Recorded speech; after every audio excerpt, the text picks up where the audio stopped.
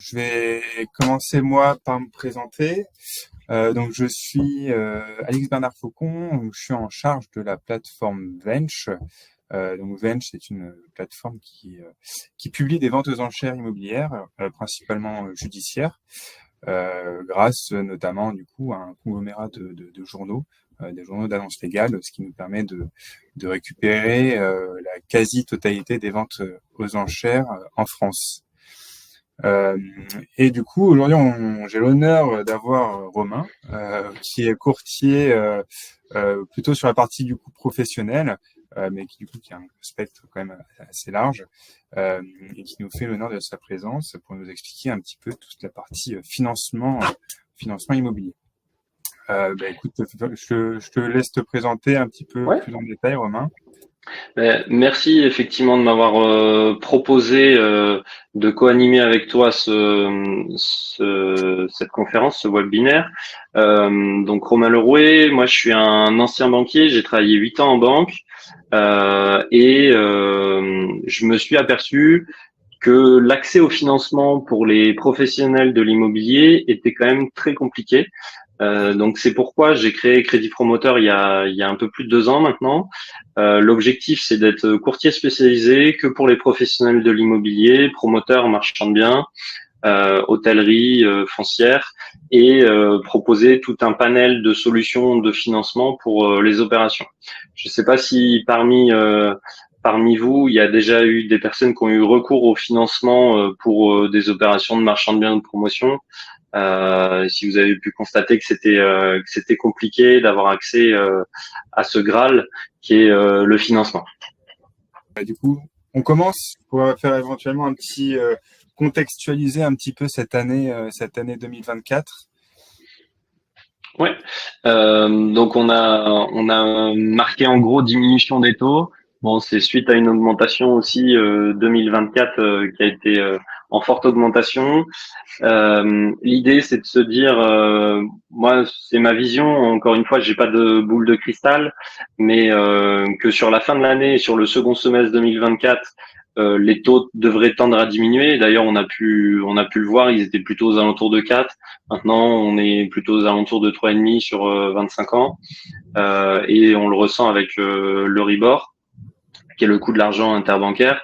Ma vision pour ce second semestre, c'est que les particuliers se seraient acclimatés aux taux qui sont aux alentours de 3,5, et que dès lors qu'ils vont descendre à 3,40, ils vont se dire ah ben super, finalement le crédit est un peu moins cher, et donc ils vont revenir à investir et à reprendre leurs projets qu'ils avaient aussi des fois mis de côté. Et puis ben il y a aussi d'autres projets qu'on peut difficilement retarder de 1, 2, 3 ans quand il s'agit de la résidence principale. Ben quand on a le projet et qu'on est mûr, on va finir par accepter de payer un peu plus d'intérêts bancaires pour réaliser ce rêve et ce crédit-là. L'accès au crédit qui est aussi un peu plus simple avec les banques qui ont du coup plus de visibilité sur les normes HTSF, et du coup ont toujours leur taux de 20% de dérogation sur les dossiers qu'ils n'ont pas utilisé précédemment, et là maintenant ils vont plus le proposer.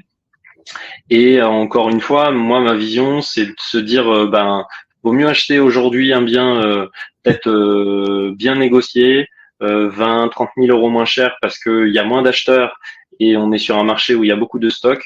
Par contre, accepter de payer un taux de crédit à 4%, mais grâce à la diminution du prix d'achat, ça nous permet d'avoir un projet qui a une belle rentabilité, et pourquoi pas, suivant le dossier et suivant le financement, le renégocier suite à la baisse des taux.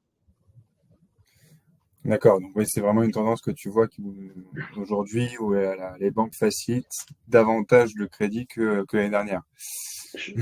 Oui, ça c'est sûr, parce que l'année dernière, voilà, l'accès était très compliqué. C'est encore pas aussi simple que quand on était avec du crédit à 1%, et qu'en fait les banques se battaient pour avoir un dossier de prospect. Aujourd'hui, il vaut mieux être client que prospect, malheureusement. Mais je sens quand même que les voyants reviennent un peu au vert. À voir avec la crise politique qu'on traverse, si ça peut ralentir et un peu la reprise, parce que bah forcément là le pouvoir politique est un peu perturbé en ce moment. Bon, j'ai bon espoir que ça n'impacte pas trop le doute et la confiance que ont les ménages en l'immobilier et que ça permette de repartir sur ce second semestre. Tout à fait. Et Ok. l'idée, ce serait d'écouler le stock, le surplus de stock en 2024 et de pouvoir dire espérer une augmentation des prix sur 2025 à partir de 2025. Ok. Mais voilà. Ok, ça marche. Alors ça c'est pour la partie financement. Moi, ce que je peux dire en tout cas sur la partie immobilière, vente aux enchères judiciaire, euh, c'est qu'on a eu une petite baisse sur l'année 2023 en termes de nombre de ventes. C'est équivalent de 14%. Alors ça reste en gros, on a 5200 ventes environ. Et je pense que sur l'année 2024, les tendances vont être légèrement à la hausse en nombre de ventes. Voilà. Je contextualise pour côté financement et côté nombre d'enchères pour les personnes qui nous écoutent. Ok, très bien. Okay. Euh, Super. Ensuite, alors, financer un achat donc immobilier, c'est une chose, d'une manière classique, et financer un achat immobilier aux enchères, c'en est une autre. Il y a pas mal de choses qui diffèrent. Euh, donc voilà, je te laisse peut-être en parler, et puis s'il y a Ouais. besoin, j'interviens aussi. Ça marche. Oui, effectivement, entre une vente classique et une vente aux enchères, différentes choses. Déjà, rien que pour la préparation à la vente, normalement c'est le notaire qui fait aussi une partie du travail de récupérer les éléments et de bien vérifier tout ça. Là, il n'y a pas cette partie-là. Donc, certes, vous allez avoir accès à des informations qui sont transmises de par les PV et autres, mais c'est à vous de le faire. Donc, il faut être bien préparé et penser à tout ça parce que voilà, les diagnostics normalement ils sont donnés, mais il y a d'autres éléments où pour le coup vous n'allez pas en avoir forcément connaissance et qui sont importants dans votre dossier de financement. Surtout que cette période de préparation à la vente, finalement, elle est très courte. Parce que il y a juste des visites qui sont programmées et donc vous avez très peu de temps accès aux biens. Voilà. Une des autres différences, ça va être la participation à l'enchère. Déjà, pour avoir le droit de participer, on vous demande de faire un apport avec une mise minimum de 10% à hauteur voilà, de la mise minimum en enchère. Donc ça, c'est aussi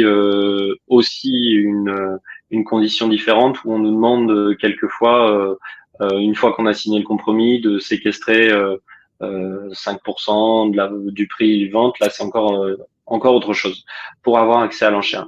L'obtention du financement, on a un délai beaucoup plus court parce que au lieu d'avoir les 3 mois de période classique pour aller jusqu'à la signature, là on est sur 2 mois, donc ça commence déjà par les 10 jours de surenchère possible. Et ensuite, vous avez 2 mois, non pas pour obtenir votre crédit, mais pour transmettre les fonds directement au tribunal. Donc, on a un mois en moins. C'est pour ça qu'il faut être vraiment bien préparé en amont pour, en fait, déjà, dès que vous avez gagné l'enchère, transmettre le dossier et ensuite aller à l'essentiel. Pour finaliser l'achat, suivant les financiers, si vous avez besoin de prendre une hypothèque, il faut savoir que l'hypothèque, elle est levée avec la publication du jugement d'adjudication. Sauf que suivant les tribunaux, le délai de cette publication, il est un peu différent. Donc il faut en tenir compte. Et d'ailleurs, un peu plus loin, on en parle et on donne certains conseils là-dessus. Voilà, donc les différents points clés principaux, ça va être les délais plus courts, plus pressants, donc il faut vraiment être bien préparé, un accès à des informations limitées de base, donc c'est à vous d'aller chercher l'information, et des risques où, contrairement, où on peut remettre en question sur une vente classique des vis cachés ou des choses comme ça, là, vous achetez en l'état et c'est vous qui prenez les propres risques. Donc, il faut déjà pour vous, il faut vous rassurer, il faut faire toutes les vérifications possibles.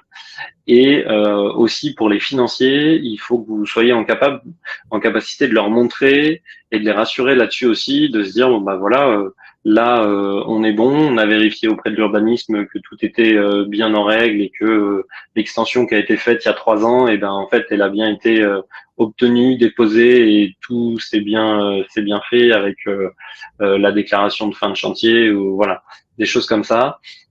D'autant plus que il y a des risques autres qui sont que risque d'occupation. Généralement, si la personne a été expropriée, enfin si son bien a été vendu aux enchères, c'est parce que l'hypothèque ou la garantie a été actionnée par le créancier et donc vous allez avoir en face de vous quelqu'un qui va être un peu plus réfractaire à partir que si c'est une vente classique où là ça a été de son choix et de son fait.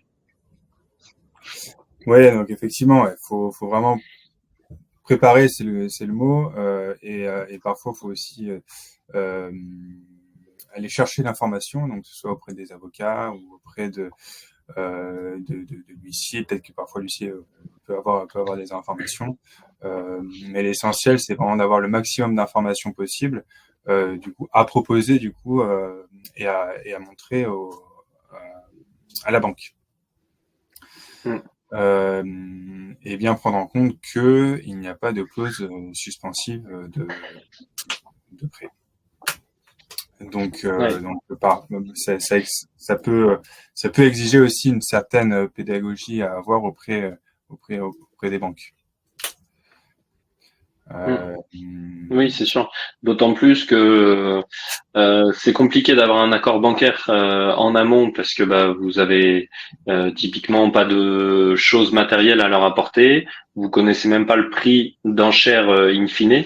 Mais en même temps, vous seriez plus facilement et plus à l'aise en arrivant à l'enchère si vous avez déjà un accord bancaire.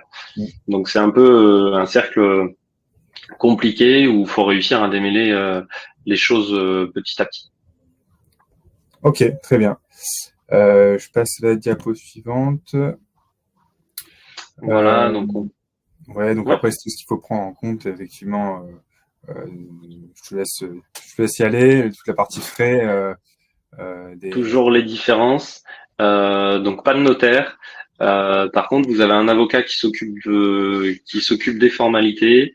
Donc il faut forcément provisionner aussi ces frais qui sont variables suivant les opérations et suivant les montants.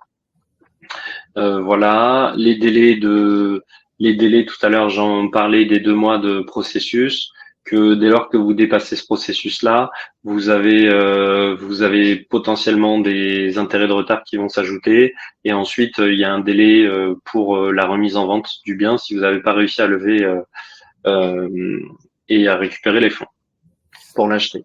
les intérêts de retard, ils sont encadrés, hein, il me semble. Après, il faudra à vérifier. Je les ai pas en tête, mais c'est encadré par la loi. Et du coup, voilà, ils sont entre 5 et 6%. Mhm. Ouais, ouais, tout à fait. Vous aviez fait un article là-dessus sur les différents frais d'adjudication qui étaient bien faits et bien complets. Ça a permis d'aller récupérer aussi pas mal d'informations là-dessus. Mm. Oui, je vous partagerai d'ailleurs la partie frais, peut-être qui peut être intéressante pour vous si vous voulez y jeter un petit coup d'œil, où on détaille justement combien concrètement coûtent, quels sont vraiment les frais à prendre en compte lors d'une vente aux enchères. Donc, effectivement, par rapport à une vente classique, il y a ces frais annexes là qu'il faut prendre en compte. On s'économise les démolitions notaires, mais par contre, il y a ça. Il y a un PV, les PV verbaux qui sont réalisés par les huissiers. Donc ça, c'est bien. Après, ça exonère pas la visite lors du bien parce que bah, des fois, vous pouvez avoir certains décalages qui sont réalisés, qui sont faits.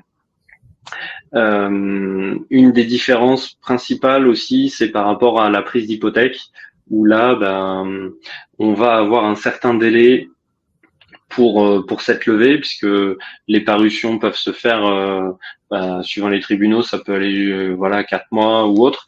Et vous, si vous avez besoin de financer votre opération, c'est 2 mois. Donc comment faire là-dessus voilà, il faut bien aviser aussi votre financier et se dire bon bah attention, je sais qu'il y a cette problématique-là, donc est-ce qu'on peut être un peu souple et prendre une autre garantie que l'hypothèque ou comment est-ce qu'on peut faire? Ok, je passe à la suite. Du coup, hop. Alors, on a différents types d'investissements, les investissements plutôt locatifs et les investissements plutôt achat-revente. On a fait un petit tableau rapide, je sais pas si tu veux le présenter. Donc l'objectif c'est on va échanger et on va voir la partie achat locatif si vous achetez un bien aux enchères pour votre achat et mettre en location future. Et un autre cas pour les investisseurs où là on est dans un cas d'achat-revente. En achat locatif, vous pouvez le faire en votre nom propre, monsieur, madame, comme vous voulez, ou en société. On parlait tout à l'heure de l'importance de préparer son dossier. L'idée, c'est de venir déjà avec une étude de marché bien faite pour montrer à votre banquier que ben, vous aviez déjà préparé, anticipé aussi vos enchères et vous connaissez le marché. Vos calculs de rentabilité, ben, une fois que vous avez gagné l'enchère, vous connaissez exactement le prix de revient de tout ça et donc avoir calculé ça. Votre stratégie, encore une fois, s'il y a des travaux ou des choses, il faut l'anticiper. Venir visiter avec son entrepreneur, ça peut être une bonne chose. Calculer les frais bancaires, votre apport aussi à mettre en évidence. Enfin, voilà, tout ce qu'il faut normalement aussi pour un dossier classique où on vous conseille de faire ça sur une note de synthèse et de transmettre ça avec l'ensemble des documents parce que encore une fois, vous n'avez pas de temps à perdre et donc plus vous aurez préparé d'éléments avant, on a tous accès à notre pièce d'identité, on a tous accès à un justificatif de moins de 3 mois, avis d'impôt, statut, bilan, bulletin de salaire. Bon, certes, il y a des choses qu'il faut réactualiser mensuellement, mais par contre, quand on l'a préparé, ça met 30 secondes à transmettre. Quand on n'a pas préparé tous ces éléments-là, ben, des fois, ça peut mettre une journée à récupérer l'ensemble des docs. Ça va dépendre de notre organisation. Okay. Très bien. Hop, ensuite. Voilà. La différence qu'on peut constater pour du locatif entre si vous achetez en nom propre et en société, aujourd'hui, donc le crédit il se fait nécessairement en amortissable quand vous êtes en locatif parce que bah de toute façon votre objectif c'est que les loyers remboursent les crédits et puis bah à la fin de votre crédit vous soyez net de dette et vous avez augmenté votre patrimoine. Là, vous allez être principalement en taux fixe. Sur les particuliers, du taux variable, ça se voit très très rarement. Voilà. En société, ça peut se voir un peu plus, où là, on va être indexé sur le Ribor, sur l'OA ou sur l'OAT. Le Ribor, c'est le coût de l'argent et l'OAT, c'est pareil, c'est à combien se négocient les dettes des États sur 10 ans. Voilà, les taux, il y a des légères différences avec des sociétés qui sont un peu plus taxées. Donc bon, ça s'équilibre parce qu'après vous avez un effet impôt qui permet de sur ces intérêts-là de les passer en charge et donc voilà.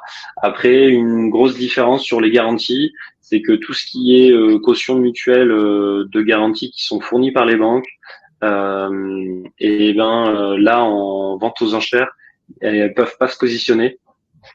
Donc du coup, vous serez sur un schéma délégataire différent avec une prise d'hypothèque ou avec du nantissement ou des cautions.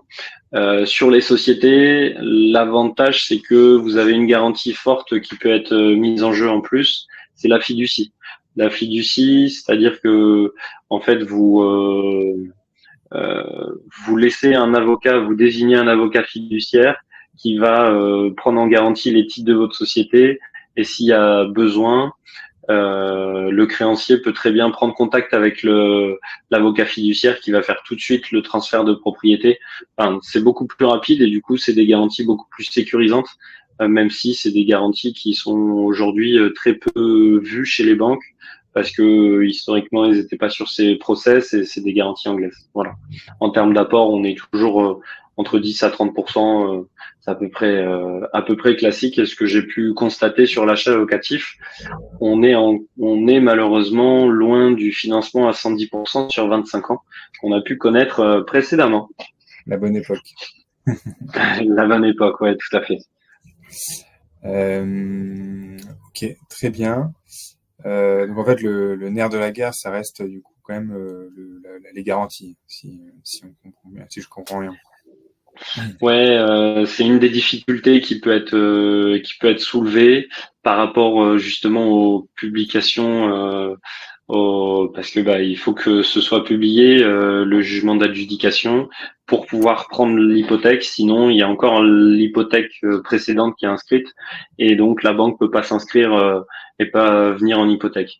Donc Ouais, c'est ce qu'on va voir ensuite, c'est que du coup, un des conseils, c'est de demander à votre avocat un courrier qui indique que la levée d'hypothèque va bien être va bien être faite. Seulement, ça prend un peu de temps et que du coup, ils vont pouvoir s'inscrire en garantie de premier rang dès lors que ce sera fait.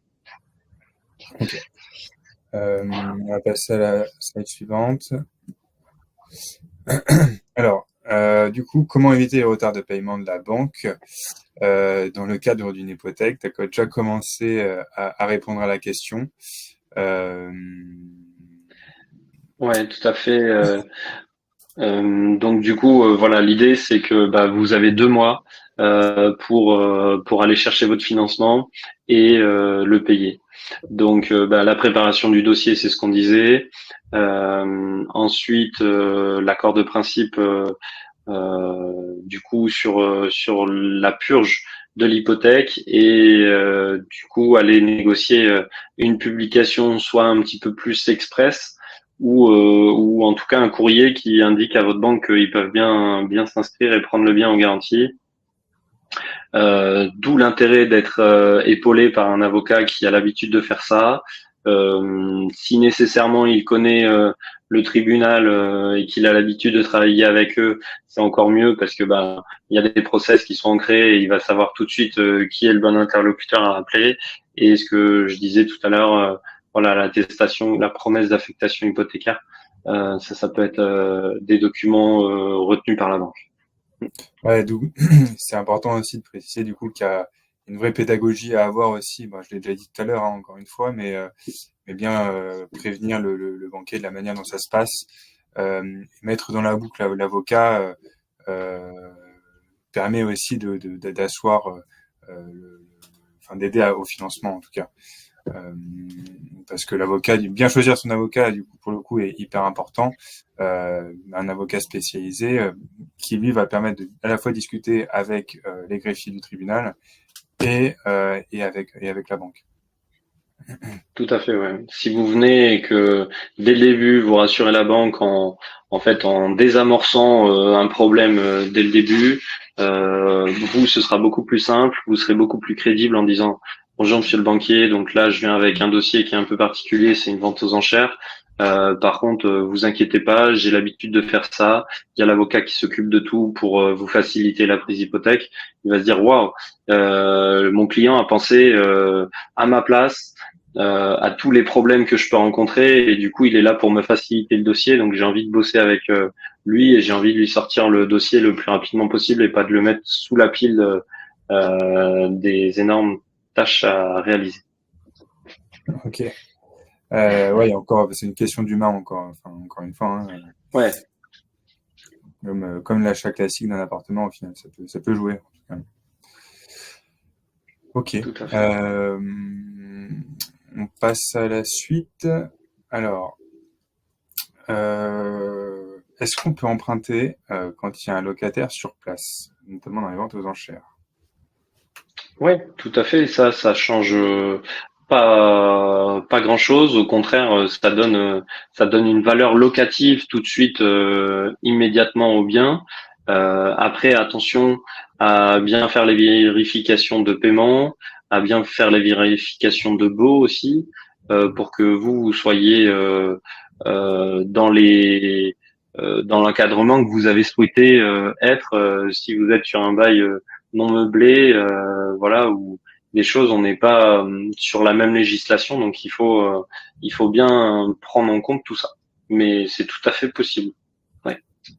Alors, du quid du cas où il n'y a pas de bail, comment est-ce que c'est inenvisageable pour un financement bancaire ou pas? Ça reste envisageable. Après, il faudra du coup prouver ou en tout cas prendre les informations nécessaires que c'est pas un squatter, mais qu'il a toujours quand même payé son loyer, même s'il n'y avait pas de bail. Et dans ce cas-là, rédiger un projet et venir avec un projet de document et un projet de bail que vous pourrez signer une fois que vous serez finalement vous êtes déjà propriétaire puisque vous avez déjà gagné l'enchère et vous avez passé les 10 jours de délai de surenchère. Donc vous pouvez à nouveau et signer un bail directement avec votre locataire qui lui, je pense, sera ravi de le signer parce qu'en fait ça va cadrer aussi les choses et ça va le rassurer en se disant bon bah là c'est quelqu'un, il est pro directement, il n'a pas prévu de mettre dehors parce qu'il va être dans l'incertitude du changement de propriétaire et donc voilà. Très bien. Troisième question, est-ce que la banque prend en compte le versement du loyer pour le versement? Oui, tout à fait.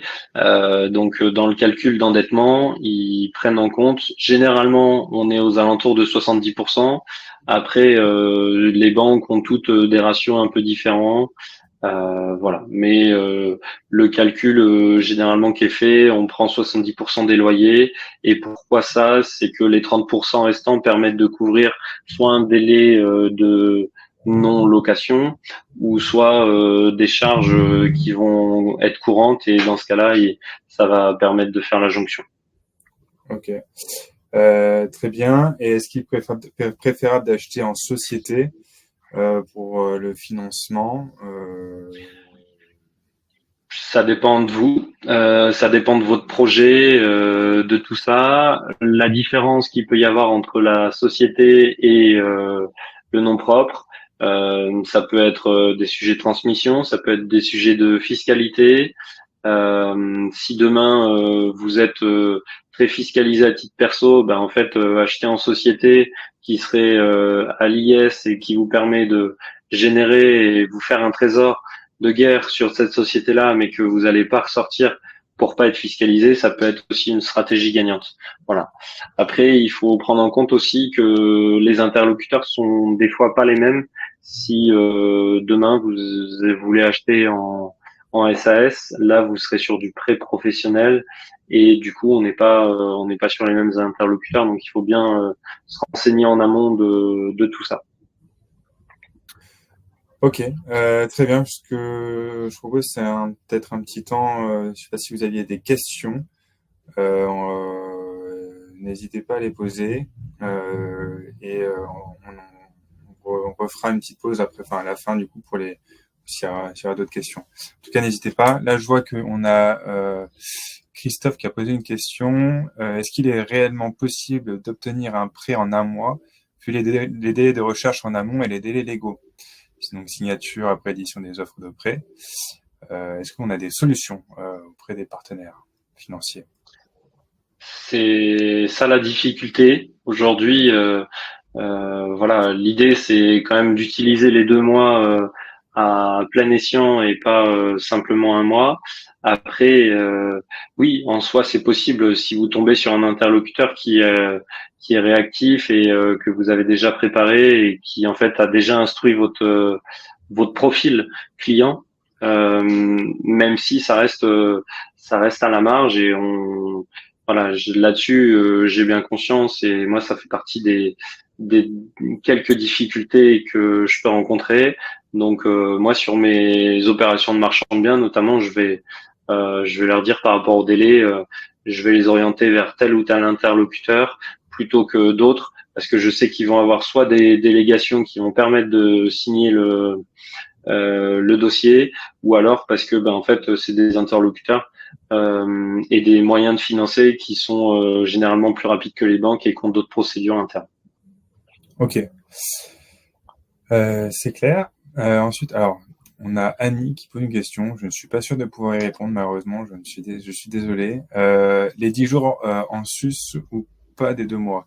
Est-ce que les 2 mois, les 2 mois qu'on a pour payer le bien, Pour moi, ils sont inclus dedans, les 10 jours? les 10 jours de surenchère, mais ça reste à vérifier. Je suis Ouais, pas. on va pas dire de bêtises. Désolé Annie pour. On vérifiera. Est-ce qu'on a d'autres questions? Vous parlez de crowdfunding pour la solution plus rapide. Ouais. Donc ça c'est plus pour la partie qu'on va voir ensuite en marchand de biens, où l'idée c'est de faire appel du coup au crowdfunding, donc qui est l'appel public à l'épargne. Et c'est des plateformes qui du coup vont permettre à des particuliers de venir vous prêter de l'argent. Des fois, ça va être 100 euros, 1000 euros ou plus. Et au final, 1000 personnes à 1000 euros, ça fait 100 000 euros et ça peut vous permettre de faire votre projet. Par contre, il faut savoir que c'est des personnes, des investisseurs qui sont là pour gagner de l'argent aussi et du coup qui demandent un certain rendement et donc pour de l'investissement locatif, c'est très compliqué de pouvoir faire appel à ça, à ce type de financement parce que on vous demande un rendement pour les investisseurs qui est à peu près de 10 à 11% l'an. Ouais, Donc qui a un rendement important et trouver un bien qui sort ce rendement-là déjà c'est compliqué. Donc si vous financez juste une partie du bien comme ça peut permettre de financer et de payer les loyers, mais c'est pour moi pas la solution miracle pour du locatif. Pour du marchand de biens, oui, par contre, c'est une très bonne solution parce que le but du marchand de biens, c'est d'acheter pour donner de la valeur et ensuite revendre. Et donc, au moment de la revente, il récupérera de toute façon le capital avec sa marge pour pouvoir rembourser tout ça. Ok, c'est clair. Alors, je prends une dernière question et puis après on va continuer. Toujours de Annie. Romain, est-ce que ton offre constitue... Alors, votre offre, Romain, c'est la constitution du dossier bancaire et est-ce que vous mettez en relation avec un avocat où on prend celui de l'annonce? Alors, moi, je me permets juste de dire une petite chose. L'avocat de l'annonce, ce n'est pas celui qui... alors, il peut vous représenter, mais certains ne le font pas. Donc, ce que je vous conseille, c'est de trouver un avocat, donc soit au tribunal directement. Vous voyez des avocats qui ont déjà été adjudicataires, ou alors vous allez sur des sites comme Bench, par exemple. Vous avez un annuaire des avocats qui ont déjà enchéri, en tout cas dans les ventes aux enchères. Voilà. Donc il y a différents supports sur lesquels vous pouvez chercher les avocats. Je pense pas que Romain soit ta partie de rechercher Non, du tout. Voilà. Après, je te laisse répondre du coup aux autres questions de Annie. Ouais. Non, effectivement, moi la partie investissement locatif, normalement c'est pas ma partie. Je la maîtrise un peu parce que ancien banquier, j'ai pu le faire. Et puis aujourd'hui, je suis investisseur immobilier, donc du coup, je suis amené à faire ce type d'investissement. Après, voilà, sur ma partie courtage, c'est vraiment exclusivement pour les opérations de professionnels de l'immobilier, donc de l'achat-revente. Et voilà. Par contre, l'idée, c'est quand même de venir en tant que conseil aussi et d'apporter un peu plus qui fera la valeur ajoutée d'un courtier classique qui va juste venir chercher du crédit en se disant, bah, on va amener proposer un écosystème en disant bah si vous voulez voilà je connais tel avocat fiscaliste, je sais, je l'ai testé, pour rédiger des actes de statut ou de société, ils sont qualitatifs, c'est très bien. Voilà. Demain, vous avez besoin d'un comptable, pareil, suivant les problématiques et suivant tout ça, il faut pas aller chercher le même interlocuteur. Et puis, bah, il y a aussi des raisons de coût des fois, euh, où ben, si on est sur une toute petite SCI, on va pas aller chercher le comptable qui coûte 5 000 euros à l'année, parce qu'en fait, ce sera déjà vos recettes de loyer annuelles. Euh, ok, très bien, merci. On passe à la slide suivante. Hop. Alors là, on va partir sur vraiment ta spécialité, l'achat-revente. J'imagine que globalement, c'est pour la préparation de dossier, c'est la même chose. Il y a sûrement des choses supplémentaires que l'achat locatif. Je te laisse expliquer tout Donc ça. là, j'insiste pour l'achat de revente. Je travaille que avec des personnes qui sont en société, et je vous conseille d'en faire autant. Voilà, si votre objectif c'est d'être marchand de biens, faites les choses bien et du coup faites une société avec ces statuts-là. Il y a des personnes qui vendent leur résidence principale euh, tous les ans et il s'expose à un risque de requalification. L'intérêt de faire ça en nom propre et de vendre la résidence principale, c'est que vous n'avez pas de frais de plus-value. Donc du coup, en soi, vous récupérez toute la plus-value pour vous et voilà. Mais attention parce que si vous le faites consécutivement, il y a un risque de requalification. Et donc là-dessus, je déconseille à tout le monde si la volonté c'est vraiment d'achat-revente, ça veut dire société directement. Voilà. D'accord. Après, la préparation du dossier, elle est similaire à celle du locatif, avec l'analyse de marché, l'étude de marché. Donc là, on va plus s'attacher au prix de valeur, parce que en fait, c'est plus là-dessus dire le prix de revente aussi, combien ça vaut, comment ça se fait qu'on a acheté en dessous du marché. Donc là, c'est facile à expliquer puisque c'est une vente aux enchères. Voilà le contexte. Après, tout à l'heure, j'en parlais, la fiducie, ça peut être une solution de moyen de contourner les problèmes de levée hypothécaire, où là, en fait, ça vous permet de tout de suite vous inscrire en fiducie, et là-dessus, c'est pas mal. Venir avec un dossier complet. On va aborder en dernière slide la liste des documents et de toute façon, on peut vous la transmettre aussi.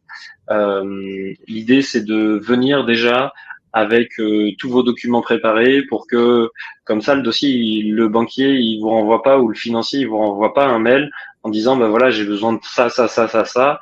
Et puis en fait, on a déjà perdu une semaine et quand on a 2 mois, une semaine, c'est précieux. Voilà.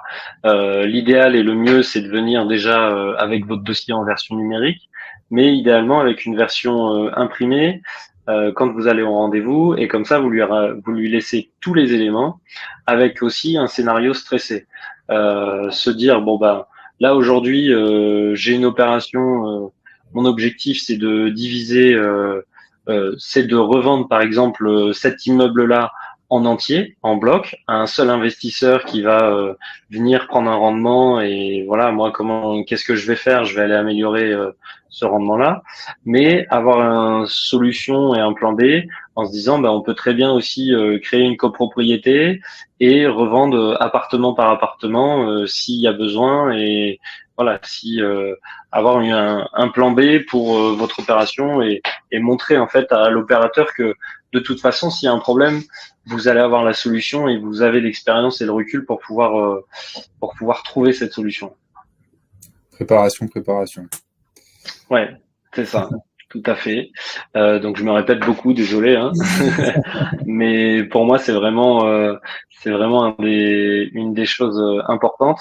Donc les différents types de financement, j'en parlais tout à l'heure. Je fais appel à de la dette bancaire, mais aussi à d'autres types d'investissements et de financement. Ça va être du crowdfunding, des fonds d'investissement, du co-investissement aussi. Ça peut être de l'association de professionnels ou autre, du portage avec des gens qui vont acheter pour vous en se substituant et qui ont un contrat en fait déjà bien défini avec des conditions de rachat au moment de tout ça, de sortie. Les taux, bah, forcément, qui sont variables.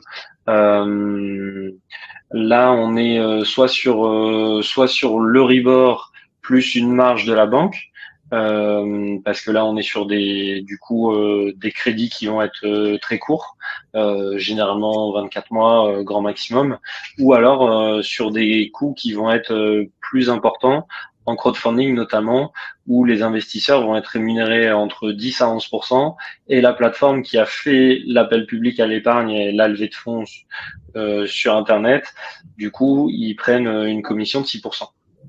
Voilà. En termes de garantie, ça revient à l'hypothèque, du nantissement. Ça peut être du nantissement de part de société, mais ça peut être aussi du nantissement d'épargne ou des choses comme ça. La caution et la fiducie. En apport, on est sur à peu près les mêmes bases. L'intérêt, des fois, suivant telle ou telle solution de financement, c'est qu'on va vous demander moins d'apport. Et donc, moins d'apport vous permet, avec toujours le même apport initial, faire plusieurs opérations et donc récupérer plusieurs fois votre marge grâce à ça. Ok, super. Hop. Alors là, tu nous as Voilà, fait donc là, c'est différentes choses qui pour moi sont importantes à retrouver dans votre présentation et dans vos éléments pour votre dossier en marchand de biens, en achat-revente. Donc ça commence à gauche avec le bilan d'opération où là vous indiquez en gros tous les coûts et vous montrez que vous avez déjà chiffré sur une durée précise et derrière bah, ça vous fait votre marge en disant bah voilà là cet immeuble là on va le revendre à la découpe, donc on a fait passer un géomètre qui va faire voilà une division, ensuite on fait des petits travaux et puis il y a les frais financiers bien évidemment que je vais avoir pensé et voilà. Ensuite, au centre, vous avez la structuration. Si demain vous avez une société holding qui va détenir d'autres structures, et ben du coup c'est bien de montrer quel est votre organigramme et qui sont les actionnaires. Donc là, monsieur et madame. Voilà, le plan de financement, ça permet de donner une lecture directement de combien on recherche en financement, combien on met d'apport dans le projet, le planning juste en dessous avec les différentes deadlines et puis enfin la grille de prix des différents lots qui permettra aux financiers aussi de se rassurer, de se dire bon bah là non ça correspond bien à un F1 ou un F2 sur ce secteur-là, ça se vend bien ce prix-là donc pas de problème. Ok. Éventuellement, tu pourras partager ça ou on pourra le Ouais, ouais, partager? bien sûr, ouais, ouais, tout à fait. Voilà. Ok. Moi, c'est des éléments que je communique assez naturellement et assez ouvertement, que ce soit à des marchands de biens avertis qui ont déjà fait plusieurs opérations, mais aussi à des personnes qui veulent se lancer. Et voilà, l'objectif, c'est de pouvoir apporter du conseil, même s'il n'y a pas forcément d'opération. Je sais que voilà, le futur fera les choses et derrière, si on peut aider et à professionnaliser le métier, parce que métier de marchand de biens, ça a des fois été un gros mot parce que ben il y en a certains qui ont pas forcément fait des choses très qualitatives et donc si on peut améliorer cette image et professionnaliser ce métier-là, c'est toujours très important. Bah, écoute, merci en tout cas pour ces conseils. Ouais. Euh, ok. Avec Ensuite, achat-revente en société. Alors, donc voilà, l'idée c'est de je reprends un peu ce que tu avais dit aussi précédemment. Ouais, tout à fait. Faire attention aux différents frais qui vont s'appliquer, les connaître. Donc après, dans votre bilan, vous n'allez pas faire apparaître toutes ces lignes-là, mais du coup, si vous êtes en dette bancaire, considérez à peu près 8% de frais bancaires. Et puis comme ça, si le banquier il voit ça, il va se dire bon bah là, il a plutôt considéré des frais plutôt haut, mais c'est mieux pour lui, ça va le rassurer en se disant que vous avez de la marge et que dans ce cas-là, ça c'est plutôt bien. Après, pensez au paiement des intérêts, parce que si le banquier vous demande des intérêts trimestriels et qu'en fait votre opération, elle dure un an et que vous n'allez pas vendre les biens avant un an, vous allez devoir avoir de l'apport et utiliser des fonds nécessaires pour payer les intérêts. Donc il faut bien avoir pensé à tout ça et prendre de la marge sur votre planning. Si votre planning vous dites non, c'est bon, là j'ai déjà des promesses d'achat, j'ai déjà revendu les appartements après, donc mon opération elle va durer 3 mois. Super, parfait. Donc ça c'est vraiment le scénario idéal. Sauf que bah, si demain il y a un de vos acheteurs qui n'a pas son crédit ou que sais-je qui sort de la promesse de vente, eh ben vous repartez pour 3 mois supplémentaires. Donc il vaut mieux prendre un délai suffisamment long et faire un effet bonne nouvelle en disant ben voilà, vous voyez, je vous avais annoncé 15 mois, finalement c'est 12 mois, super, parfait. Quand est-ce qu'on remet ça? Ouais, du coup aussi ne pas oublier au final les 5% d'intérêt si on a un petit peu de retard entre 2 et 4 mois après la vente, ça reste pas beaucoup au final. Oui, non, c'est sûr. C'est vrai que voilà, par rapport aux frais qui sont constatés en marchand de biens, ça reste à la marge. Après, il faut voir si c'est 5 à 6% d'intérêt annuel pro rata jour ou est-ce que c'est 5 à 6% d'intérêt flat parce que vous êtes en retard. Mais je crois que c'est annuel, donc non, finalement c'est pas si cher. Ok, alors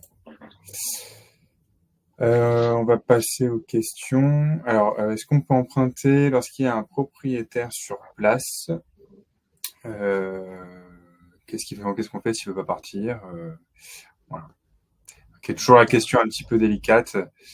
Euh, C'est vrai que du coup, les ventes aux enchères judiciaires, vous allez tomber face à des personnes qui n'avaient pas choisi de partir. C'était certainement leur résidence principale. Demain, on leur dit, bah voilà, là, ça a été vendu aux enchères, on a remboursé notre crédit, vous partez. Vous allez avoir des fois des réfractaires.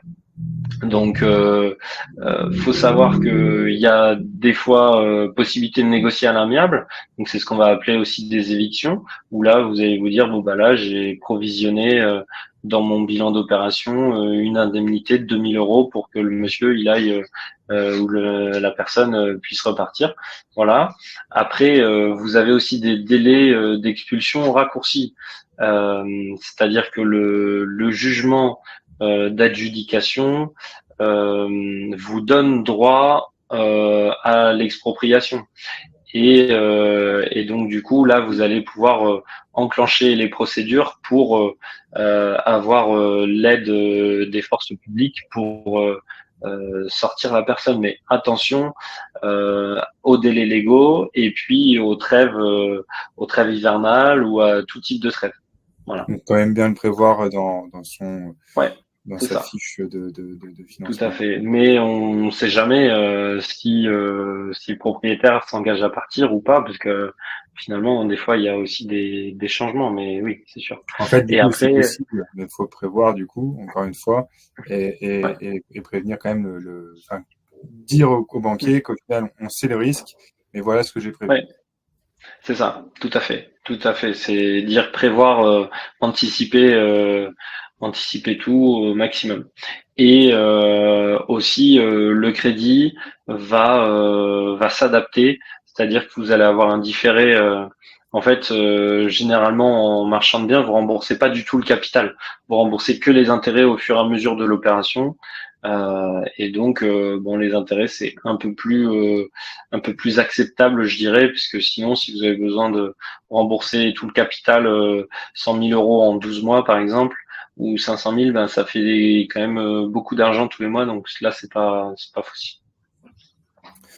Ok. Est-ce qu'on peut financer sa première opération d'achat-revente grâce à un emprunt bancaire dans les ventes aux enchères? Oui, tout à fait. C'est pas la chose la plus simple là parce que bah, déjà l'accès au financement pour les marchands de biens est pas évident. Faut savoir qu'en fait c'est généralement pas votre agence de proximité qui va faire et qui va monter le dossier. Il y a des pôles immobiliers dans chaque banque qui sont plutôt sélectifs parce que ben suivant les banques ils vont travailler avec des gros promoteurs comme Nexity ou autre. Et donc du coup, en fait, votre projet de marchand de biens, malheureusement, ils vont pas le mettre sur le haut de la pile. Voilà. Donc du coup, il faut savoir vers qui se tourner pour effectivement avoir accès à son financement là-dessus. Et ils sont plutôt sélectifs dans le sens où ils vont vous demander un track record avec des opérations déjà réalisées ou autres. Donc ça, c'est pour certains. Il y en a d'autres qui acceptent aussi de donner de la chance aux nouveaux. Voilà, faut pas hésiter à aller les voir et à aller les voir tous taper aux portes. Ok. Est-ce qu'on peut changer de stratégie et passer d'un achat locatif initial à un achat-revente? Oui, en soi, tout est possible. Par contre, attention à la fiscalité qui n'est pas la même du tout. Déjà, par rapport à la fiscalité des plus-values et autres, si demain vous avez constitué une SCI, ben en fait, c'est pas non plus l'objet social d'une SCI de faire une plus-value sur un bien que vous avez acheté finalement dans le but de le revendre. Donc ça, il faut bien faire attention à tout ça. Voilà, Ok. mais c'est possible. Est-ce que la banque peut financer les travaux? Du coup. Oui, tout à fait. Donc d'où l'intérêt de lors des visites qui sont sur des créneaux bien précis, de venir avec un entrepreneur où comme ça, il va vous chiffrer précisément et dans le détail tous les travaux pour que comme ça la banque quand vous venez avec votre dossier bah, vous avez déjà le devis aussi dedans et ça vous permet de pas mettre cet aléa là en se disant bon bah là est-ce que ça va coûter 20 000, est-ce que ça va vous coûter 25 000. Non, ça va vous coûter 23 450. Hmm. Très bien. Ensuite, comment préparer son dossier bancaire? Il me semble que tu avais préparé des Donc docs. voilà, là c'est la suite, c'est la liste des documents. Donc là, ces documents-là, c'est pour marchand de biens, achat-revente, où vous avez une liste sur l'opérateur. Donc ça, logiquement, vous avez accès, vous avez tous ces documents-là avant même d'avoir identifié votre opération. Et ensuite, la liste à droite, là, ça va être un dossier, ça va être la liste des documents qui peuvent vous être demandés pour votre opération. Donc, cette liste, elle est exhaustive. Après, elle s'adapte pas toujours au dossier, puisque demain, par exemple, un dossier en achat-revente vendu aux enchères, vous n'aurez pas d'autorisation d'urbanisme à obtenir le PC ou une déclaration préalable. Ça, enfin, en soi, il faut oublier parce que rien que les délais d'instruction et pour obtenir ça, c'est 5 mois. Donc, bah, vous serez déjà hors délai là-dessus. Mais par contre, ben, sur d'autres, euh, la promesse, bon, ça, il faut. Mais le bilan, et les éléments que je vous ai présentés tout à l'heure, avec le planning, avec la grille de prix, avec tout ça, ça, c'est des éléments que vous pouvez avoir assez facilement et rapidement. Ok. Pour le locatif, Pour le donc ça locatif. c'est la liste des documents. Pareil, donc il y a des documents qui sont en vert où c'est du facultatif. C'est toujours intéressant de compléter au maximum votre demande de financement parce que ça évite les allers-retours et ça montre encore une fois votre professionnalisme en se disant bon bah voilà là En fait, il m'a raconté une histoire. Tout est cohérent. Il a déjà fait les calculs à ma place. C'est super. Moi, j'ai juste à instruire mon dossier, limite faire un copier-coller et transmettre à mon comité de crédit. Et comme ça, voilà. Bah, j'ai plutôt envie de faire votre dossier et le faire rapidement que le dossier là d'à côté où je dois trier toutes les pièces et en plus les photocopies elles sont faites à l'envers. Enfin, voilà, que sais-je. Donc essayer de venir avec au maximum de documents et un dossier plutôt qualitatif. Faut mieux en avoir trop que pas assez, du coup. Ouais, c'est ça, tout à fait. Euh, ok. Très bien. Alors, je crois que c'est la dernière slide, du coup, pour les petites dernières questions. Si vous avez encore si vous avez des questions, n'hésitez pas à les noter. Comme ça, on pourra y répondre juste après, avant la fin. Ouais, ouais. Alors, question plutôt générale, quel est le taux d'intérêt moyen pour ce type d'achat? On est déjà passé un petit peu dessus, mais tu peux rappeler. Ouais, bah, en gros, en locatif, là, j'avais annoncé des chiffres volontairement hauts à 4%. Donc, ça va dépendre forcément de la durée, du profil client et autres. Là, on est plutôt à 3,5, mais voilà. 8% pour de la dette bancaire si vous êtes en marchand de biens. Donc, pareil, c'est volontairement haut et 15% si vous êtes en crowdfunding. Euh, pour le montant que la banque peut vous prêter, ben, c'est pareil, ça change. Euh, En locatif, on va être entre 10 à 30% d'apport. Donc là, c'est 80-20 que j'avais pu indiquer. Et puis, en marchand de biens, on va vous demander plutôt 30% d'apport. Ok. Pour les banques, bien sûr. Euh, comment est-ce qu'on peut sécuriser le financement pour répondre à un délai de paiement souvent qui est assez court? On revient un petit peu dessus, mais Ouais, tout à fait. C'est ça. L'idée, c'est de la prise de contact, la préparation au maximum, et comme ça, on est bien. Mm. très bien. Est-ce qu'il est possible d'avoir un accord définitif de la banque avant l'adjudication? Non, ou alors vous aurez un accord de principe, mais ce sera pas un accord définitif parce que ben tout bonnement vous connaissez pas le prix final du bien. Donc ben par ce principe-là vous pourrez pas avoir un accord clair et définitif. Après, avec la banque, on peut définir un prix maximum pour lequel, dans tous les cas, après, Oui, ben en au-delà, on ne fait pourra pas c'est arriver. un accord de principe. Ouais, Ouais. tout à fait. Ok, ensuite, les questions un petit peu plus techniques. Peut-on avoir des difficultés de financement, virement de fonds, étant donné qu'il s'agit d'une vente sans notaire? Donc Donc, regarde. oui, c'est sûr que ça sort du cadre classique, c'est-à-dire que ben au lieu de payer à une étude, à une office notariale, ben en fait ça va être séquestre chez au tribunal. Donc du coup, voilà, il peut y avoir, ça peut sortir un peu de tout ça, mais là-dessus, en soi, si vous avez bien indiqué, et bien rappelé tout ça au banquier, il va s'en souvenir et ses services en interne devraient pas poser de problème pour transmettre les fonds là-dessus. Ok. Comment est-ce qu'on peut lever la crainte des vices cachés auprès de la banque? Euh, Là, on gonfle le torse et puis on montre que en fait, on a déjà tout préparé. On a pensé à vraiment au maximum et que bah, malheureusement il y a certaines choses vice caché, on peut pas toujours tout savoir, mais par contre quand on a essayé de se documenter et de faire au maximum, et ben voilà ça se ressent et ça se voit dans les choses. D'où l'intérêt aussi de venir avec un entrepreneur si on a la possibilité le Ouais. jour de la visite aussi, même pour soi, il pourrait estimer tout ça, quoi. Ok, dernière question. En cas de revente, comment fonctionne le remboursement des intérêts? Donc en cas d'achat et revente, en fait les intérêts ils sont calculés généralement au prorata, temporis et ben, en fait soit vous allez avoir des remboursements trimestriels et enfin, une fois que vous allez revendre, vous allez rembourser votre capital plus les intérêts. Il n'y a pas la totalité des intérêts, du coup.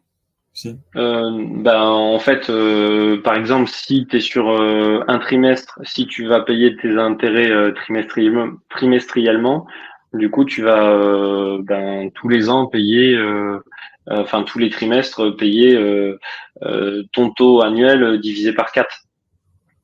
Ouais, ce qui est Donc du coup, ça tu vas le payer voilà trimestriellement et à la fin tu rembourses tout ton capital plus les intérêts qui restaient en plus et qui n'étaient pas encore payés. Mm. Ok, très bien. Si vous avez d'autres questions, n'hésitez pas. On va essayer de Au conclure. Il y avait contraire, ouais. Annie qui avait une question. Est-ce qu'on peut nantir une assurance vie? Oui, c'est des choses qui se nantissent et qui peuvent être intéressantes. Les banquiers apprécient, les financiers apprécient parce que c'est une garantie solide. Parce que voilà, c'est de l'argent qui peut être disponible tout de suite, facilement, et après ils vont simplement regarder sur quoi est-ce que cette assurance vie est investie pour être sûr que vous n'avez pas pris trop de risques avec cet argent-là. Mais sinon, oui, c'est une garantie qu'ils vont vraiment apprécier. Quelles sont les garanties du coup que tu recommanderais pour aller au plus simple et assurer son crédit peut-être? Enfin, en soi, le mieux ce serait l'hypothèque. Bon, on a pu le voir, ça quand même, ça reste dans certains cas compliqué. Donc, il faut négocier avec l'avocat pour avoir le courrier et puis pour que la banque puisse financer ça. Après, du coup, il y a d'autres, donc la caution, mais ça, c'est pas non plus une garantie suffisante. Des fois, les banques, elles peuvent prendre aussi en hypothèque un autre bien que celui qui a été financé. Donc ça peut être aussi voilà. Par contre, il faut que votre bien il soit net de dette pour pouvoir s'attacher à ça. Mm. Ok, très bien. Ben, écoutez, on est bon, il me semble. Si vous avez des questions, n'hésitez pas, c'est les derniers moments. Sinon, ben, écoute, Romain, merci beaucoup pour Merci intervention. Alix, merci à vous d'avoir été présent et puis de vos différentes questions. Effectivement, voilà, si vous avez d'autres choses, je suis disponible. Je pense que Alix, tu vas pouvoir transmettre aussi les différentes coordonnées et puis la présentation. Je sais pas si, je crois qu'on avait dit que la présentation, tu l'as partagée aussi aux différents intervenants, enfin participants. Oui, oui, là, vous aurez dans tous les cas un replay où vous aurez Ok. du coup accès à toute la partie diapo. Je communiquerai aussi tes contacts, Ouais, ouais, ouais. euh, Je suis disponible pour échanger, bien sûr. Romain. Et puis pour ceux qui souhaitent s'intéresser aussi à Bench, à aux ventes aux enchères, je vous enverrai un petit code réduction pour accéder à la plateforme et pour vous abonner. Voilà. Ok, Écoutez, super. merci beaucoup, merci Romain, et puis peut-être à bientôt. Merci à tous. À bientôt. Voilà. Bonne journée. Au revoir. Au revoir.